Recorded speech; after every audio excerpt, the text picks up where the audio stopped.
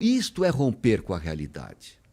Tá certo? Então, na psicopatia, que eu chamo de condutopatia, depois eu te explico até por que que tem interesse. Eu chamo de condutopatia. Porque então ela difere da doença mental porque não há ruptura.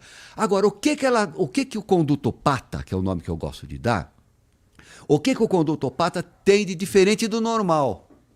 Porque ele não é normal também, não é isso? Sim.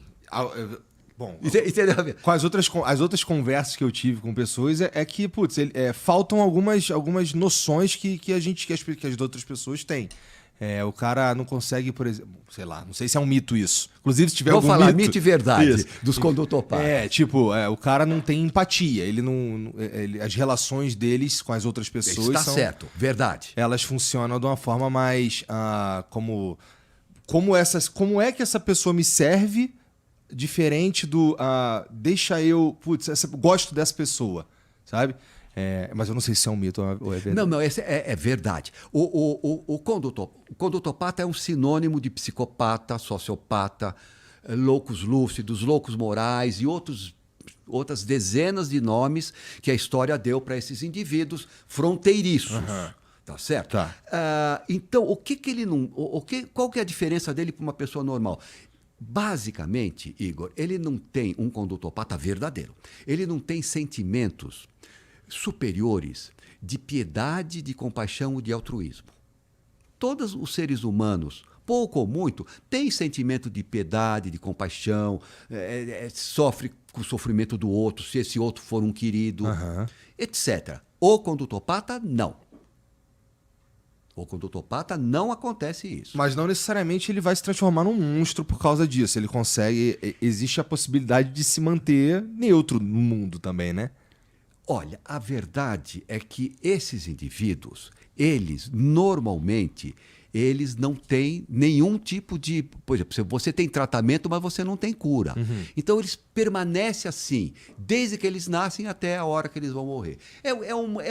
Na verdade, é uma zona fronteiriça entre a loucura e a normalidade mental. Isso significa, por exemplo, que não dá para uma pessoa se tornar psicopata ou condutopata ao longo da vida. Não. Adquirir, não. Não é adquire. possível.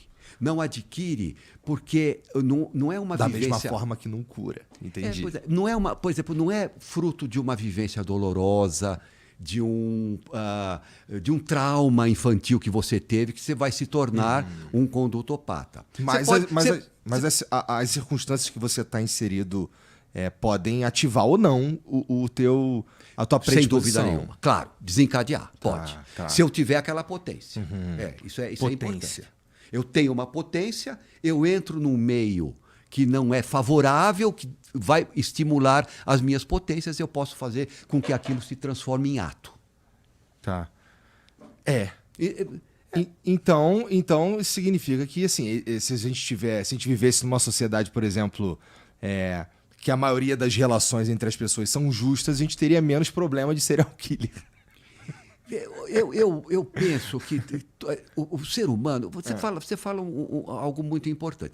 O ser humano, ele não é só físico, ele não é só mental, ou seja, ele não é só biológico e só psicológico, ele também é cultural e é social. Então, todos esses elementos biopsico, socioculturais, eles entram na formação e no psiquismo do indivíduo manifesto. Ele se manifesta diante de todos essas imponderáveis, que quando ele está numa sociedade, fatores desencadeantes, seus medos, etc. Ô Guido, me conta, assim, o que realmente te fascina, cara, na loucura? Porque é isso que você estudou a tua vida inteira, é isso que você trabalha, é isso que você escreve sobre, né? Sim. Por quê? O que é que tem nisso que te fascina tanto? Igor, eu gosto demais de ler, de estudar, de pesquisar a mente. Então, eu acho que o contato com os doentes mentais, ou mesmo a loucura, ela desperta, não é curiosidade. Eu não saberia te responder se é algo que está assim, que fascina, mas não pela loucura ou por aquilo que eles estão fazendo ou que eles fazem. Não por aí. Mas no sentido de manifestação da doença, aquela psicopatologia. Isso me fascina, sempre me fascinou. Interessante, né? Pois é. Vocês fazem umas perguntas que, às vezes, eu preciso entrar para o início da minha profissão para me lembrar disso. Mas é verdade, viu? Porra, peço perdão, cara. Não, mas eu tô gostando. É porque, cara... É legal Sabe isso, por quê? faz parte da vida. Ó, uma das coisas mais... Assim, eu gosto de... Por que eu gosto de conversar? Gosto muito de conversar com as pessoas. O jeito que elas enxergam a vida,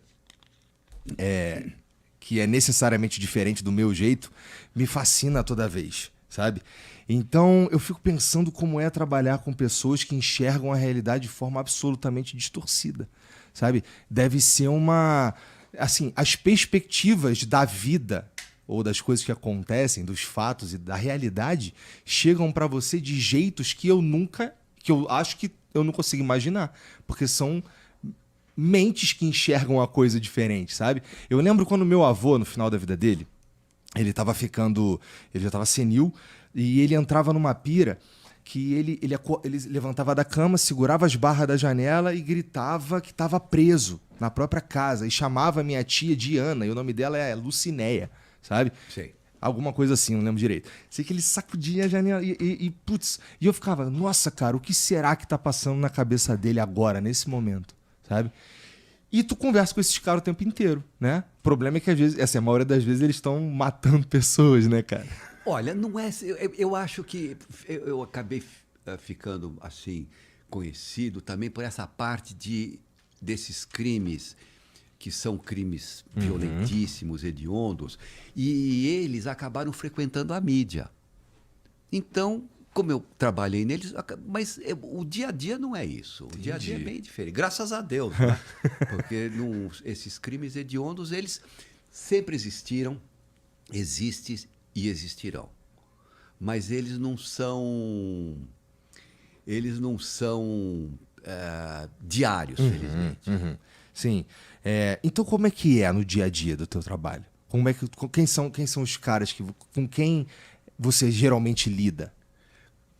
Normalmente, a psiquiatria forense ela se divide em civil e penal. Então você tem a parte penal, quando tem esses indivíduos que praticaram crimes, e há uma suspeita de que o crime que eles praticaram não é um crime cometido por uma pessoa sã, então aí é que eu entro para fazer esse tipo de observação. Às vezes você é contratado pelo advogado de defesa, como no caso do Fará Jorge, não é? Sim. Não foi a defesa que te contratou? Contratou. Mas veja, eu somente aceito trabalhar naquilo que eu acho que é a verdade. Porque o médico é diferente do advogado, Igor.